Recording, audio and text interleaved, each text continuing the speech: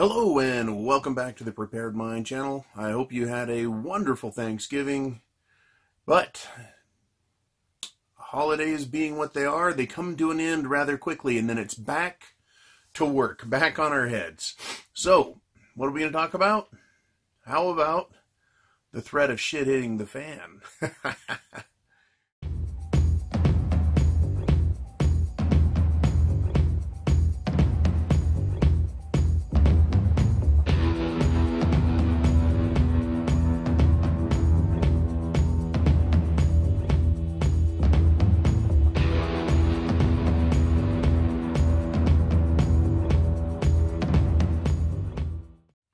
Ah, yes, my favorite subject, shit hitting the fan. We get prepared for it, the supplies we need, the theory, the strategy, the planning, what can cause it, right? Where are we heading? Well, we're definitely heading into shit hits the fan, in my opinion, as you guys have probably guessed. But there's a very interesting development. It's been going on since prior to the midterm elections. And thank God we made it through the midterm elections without a false flag. But as surely as one opportunity for that to happen passes, another one arises.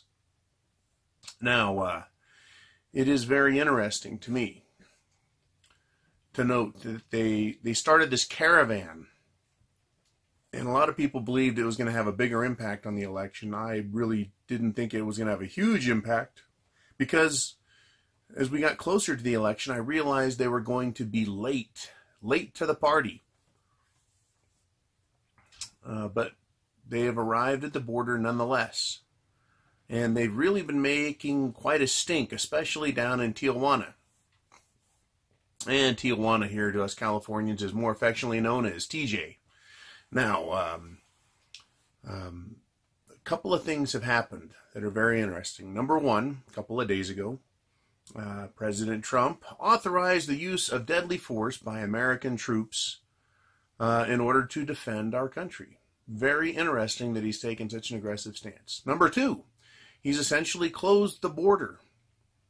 And anyone who wants to immigrate here has to wait on the Mexican side. So guess what? That makes this Mexico's problem, and Mexico is not happy about it. Tijuana, while we're talking about it, is a border town. And the people and the businesses of Tijuana rely on a lot of Mexican, or rather, into Mexico tourism from Americans. Back when I was a Marine, I put a little time in across the border there in Tijuana, and it was just loaded. In fact, you know what? I went down there on Thanksgiving, 1988. That's right, Thanksgiving of 1988. Just went and spent Thanksgiving night over there. And it was crazy. It was full of college students, drinking, getting drunk, dancing, partying. And I think that's a lot of the business that happens there. And Tijuana is not happy that the border's closed, right? That they've got a bunch of these immigrants causing problems there. It's hurting their business. It's hurting their livelihood. Mexicans are not happy with this. And I don't blame them. They're not wanted up here in America, and now they're not wanted down there in Mexico. So it appears to me that Soros and the political left, a bunch of socialists and Democrats that they are, didn't see this fallout, this negativity. They didn't see the negativity in all of this. So it's looking like, once again, Donald J. Trump, President of the United States, is playing this game pretty well. Right? He's been called a racist and all sorts of bad names. Right? The United Nations has been very upset. But it seems to me we're getting a lot of pressure building up. We've got pressure coming from the south of the border. We've got pressure coming from, Canada to the north. We've got pressure from the United Nations. And we have pressure from within the country. Pressure from within the country, coming from, of course, the Democrats, and then other communist and socialist and fascist organizations like Antifa and Black Lives Matter, as well as the very wealthy Democrat donors Now, it's my opinion that all of these people that have all the money are actually a bunch of fascists. And they can be Democrat fascists as easily as they can be Republican fascists. The fact that they're fascists is what makes them so dangerous. They want to use their big money to influence government, to get more contracts so they make lots of money so they can continue to control things. Now, if we step back and we try and observe this from the perspective of a prepper, that's when it becomes quite interesting. You see, there's nothing we can really do, no way we can influence things, but we can get ready. But we can see what's going on. We can see the potentials, and that's really all we can look for. We can't know the next false flag or black swan event. We can't know it. But we can try and read the tea leaves and try and plan and understand what these clowns are up to. What are they up to? We have a lot of sealed indictments.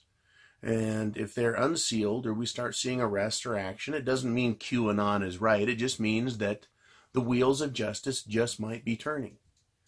Now, I'll say it again. The more pressure that's brought to bear on the powers that be, the dark state, the deep state, right? If the more pressure that's brought to bear on these really despicable human beings who have corrupted the government, people in the banking industry, people in the military-industrial complex that have supported the likes of Hillary Clinton and Barack Obama in order to attain their socio-economic and political objectives. If they truly are possibly going to be getting rounded up, they do have a scorched earth plan. And once again, I'll say we've got problems with the UN, which is the whole world, problems down south, and problems even up north. And I'm not talking about the Canadian people. I'm talking about the government itself. Justin Trudeau. Right? I don't trust any of these pricks. And I do hope that Donald Trump is part of the opposition, but we also have to realize he could be part of the plan. We can't know because we aren't on the inside. And unlike that brilliant masterpiece Q, right, we don't know the plan. Trust the plan? What plan? We don't know the plan. What we do know is there's a lot of pressure being brought to bear. And there is a chance that arrests can start happening. And if those arrests do start happening, the election's over, it would be nice to see something. We know where the cards lie. Trump can actually take action. The Congress, or rather the House of Representatives, can impeach President Donald J. Trump over any charge they want. They could call it Russian interference. They could call it treason for him shaking Putin's hand or meeting with the head of state of Russia. Right? They can make up whatever they want. They can say that grabbing him by the pussy was really unacceptable and that he should have done things more like Bill Clinton did. Right? They can make up whatever charge they want. They can trump up any charge against Trump. Couldn't leave that one laying on the table. But they can't convict him in the Senate. So they've got that threat that they can use against Trump. And Trump has all of these indictments that the stealth bomber Sessions is slowly got together. In fact, I think Sessions just drug his damn feet the whole damn time. The new guy that's in his place, I think Whitaker, I hope he's doing a good job. I hope he has a good heart. I hope he's a free man, able to do what he needs. And now the Q people are calling him the stealth bomber. Everyone's the stealth bomber. Everyone's QAnon. Everything is the plan. And even when they do it wrong, they meant to do it that way. But the way I see it isn't as some starry-eyed, fanboy, dreaming idiot. I'm looking at this not like I know something bad is going to happen, that I can see false flags coming. All I can do is kind of sense the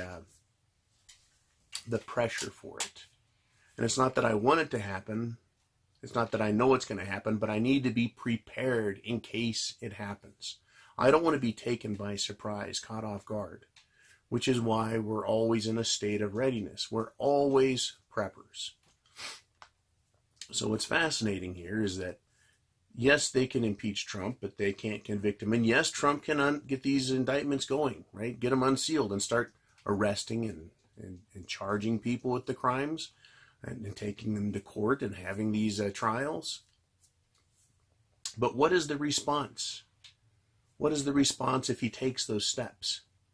You see, that's what I've been waiting for this whole time. What are the responses? And none of them are good. You see, if they were to go and arrest Hillary Clinton and say, well, you had an illegal server in the basement of your house. It's against the law. It was accessed. It wasn't protected. It was hacked by the Chinese. Information was lost. You've committed serious felonies. And usually when you commit a felony, it doesn't matter whether you know it or not. Ignorance of the crime is no excuse. So they arrest Hillary. Now, what does she know? She knows everything wrong she has done, everyone that's associated with it. It means all of her business partners, as well as her funders and backers.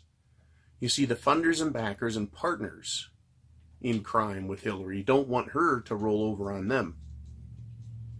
And I think we can all anticipate that no matter who is arrested, they're all going to be rolled over and rolling over on each other.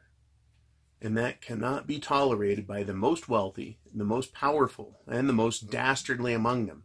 And who really knows who is the most powerful and the most dastardly? It could be a name we're not familiar with, or it could be a name we're all familiar with, like, let's just say Rothschilds or Rockefellers. Right? But that idea that they're gonna snitch, they're gonna whine, they're gonna snivel, they're gonna roll over on each other. It's very possible they could. It's very possible they already have. Right? Everyone, if you remember the Q bullshit, oh, Rod Rosenstein, he's part of the deep state. No, now he's part of our secret team. No, now he's back on the deep state, and he's part of the secret team. Right? All of these guys, right? They were telling us, Bill Priestap, Strzok, Page, they're all snitching on each other. Oh, but they're playing on our side. They've switched teams, and now they're back this way. No one really knows. I can't really know that. You can't know that. And apparently Q can't know it because they haven't been right about hardly anything. In fact, I think the odds of predicting what's going to go on as far as what they're doing, you could do better just throwing darts at a board. But on the side that I'm on, that you're on, as preppers, we really need to look at the potential for a false flag to occur between now and whenever it happens. It is open-ended, and that makes it a bit tricky. So we see these pressure points. I saw the election as a huge pressure point. The Democrats had to win the House, they believed. They did everything they could, and believe me, yeah, there are arrests. There are arrests for election fraud, election tampering, all sorts of crimes, but it's not going to change the results of the election. Right? They're not going to cancel the election results. They're not going to turn them over. They're not going to redo them. They're not going to recount them all. Right? And they're certainly not going to stop all the fraud that's going to come up in the 2020 election. But we have an idea of the amount of pressure the Democrats and their supporters were under in order to ensure they got this. In fact, why would they even bother in the state of California with election fraud? Yet that's where some arrests have been made. Right? California is already such a deep blue that it doesn't matter, but that's how stressed out the Democrats were and concerned and needing to get this victory. Right? Well, they got it. They got the House, but they don't have the Senate. And so essentially, if Trump is his own man and is playing on the side of justice, it is now the ball is in his court and he gets to play. He can either start convicting, unsealing the indictments, making arrests, prosecuting, convicting, etc. Or he can sit on his hands and show us all how, even when you've got them, the bad guys, even if you've caught them in the act, hand in the cookie jar, and he just lets them get away, that just tells me how corrupt the system is and how we can't trust it. Right? And if they're willing to do that with the legal system, they're willing to do it with politics, they're willing to do it with the economic system. In other words, we can't trust these people to do anything. So we have a great number of false flag events that could have a traumatizing, terrorizing, even a shit it's the fan effect. Okay, so it is the winter. It's damn cold, especially on the East Coast. It's cold where I'm at. You can hear the heater running. It's cold here. But we could have a number of things go wrong. We could have terror activity, right? Either the destruction or shutting down of natural gas pipelines, because that supplies heat to millions and millions of Americans. And we would have, what? People freezing to death. We would have chaos. We could have interruptions in, what? Electricity, which would have the same effect, right? Without electricity, that heater over there that runs on gas can't work. Or you could have a combination of both of those things. Right? So if we start seeing arrests, that is the pressure that I am most concerned by. Right? Because there needs to be a response. With every action, there's a retaliatory response. Action, response, action, response, action, response. We're seeing it both back and forth politically. We're seeing it also in economics. Oh, we're getting some inflation, so we need to raise those rates. Well, if you raise those rates, we're going to badmouth you, and if you badmouth us, we're going to have to raise those rates now. And if we raise those rates, we're going to stall the economy. And if we stall the economy, that's going to cause a collapse. And if we have a collapse, there's going to be chaos. There won't be EBT cards. We're going to have all sorts of trouble. There's going to be liquidity issues. Right? There's going to be no money in the system. No one's going to be able to bankroll or pay for anything. It's going to stop with the supply chain of products, goods, services, food, fuel, everything going to the stores, and so on and so forth. So it's an action, reaction, cause and effect, action, response. And whether it's being done because there's some sick game being played, or it's being done because the game has to be played out. There's good versus bad, left versus right, evil versus perfect. I don't know. There's just so many different ways to look at it. But you and I, we have a specific job. And it's to be aware of what's happening, not get caught off guard. Right, so today is Friday. It's very early in the morning. I'm still waking up. And we've got a short trading day. Probably going to be no politics. We're going to have a lot of people out there shopping for Black Friday. Then we've got the weekend to start everyone getting wound up. And then next week, it's definitely going to kick off. But even this week, right, we move closer to shit hitting the fan. We did. And so I'm going to kind of cover that here. This will probably be the weekly wrap-up as well. Right, we had some big pieces of news. We had Trump, yes, say we can use deadly force. Deadly force on the border.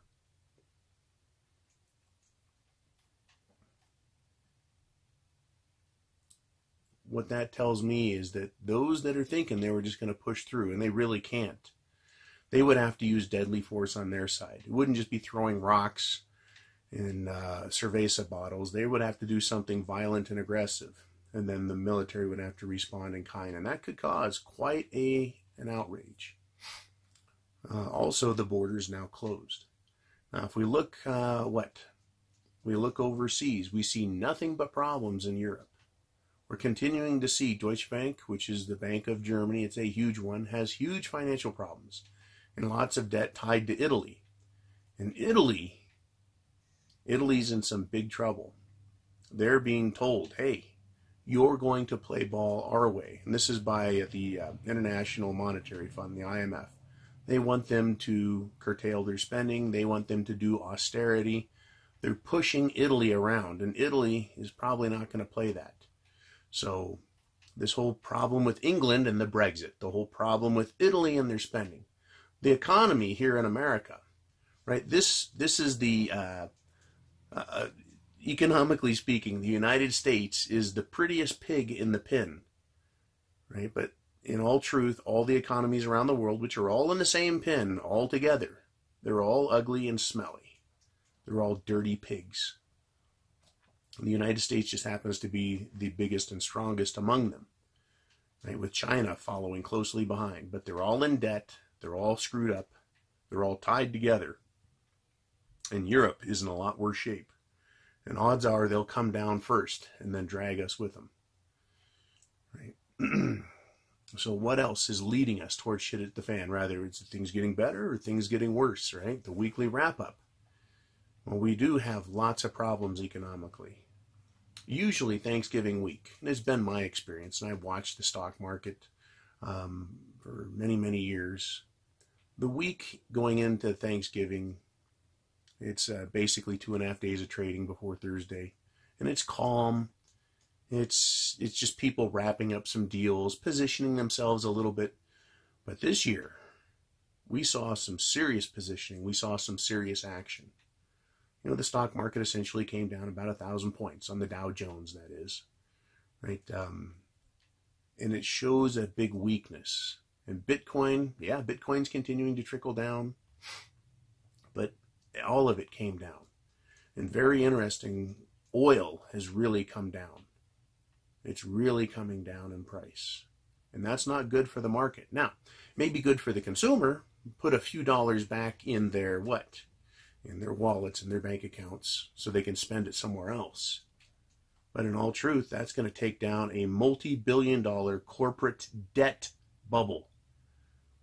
That's the shale oil, sand oil, all of these high-dollar oil companies that need high-dollar oil being sold. They're not getting their money, and they're going to default on their loans. Right? Their credit, if it was ever investment grade, is being moved down into junk bond. These corporate bonds are junk. They're garbage. Right? People wanted high yield. Well, with high yield comes high risk. Well, they've risked everything, and they've gone into debt year after year after year after year. And here we are. Right? We had a rough week on a week that should have been a snoozer. Should have been an absolute snoozer. So, once again, today, the market will open up. I think it'll go down a little more. Maybe it'll finish up. It really doesn't matter. Next week, right, we'll have reports on Black Friday. I already know that the sales were shit. Right? I've already seen that. I know that they're gonna blame the cold. People just didn't want to go out in the cold. Bullshit. These people will stand in a line in front of Walmart and then trample each other, literally in some cases to death, to get to the sales and the goodies.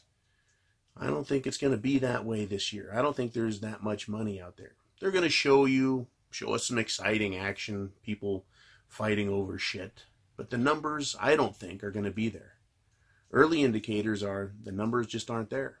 1, the numbers aren't there. 2, people don't have the money.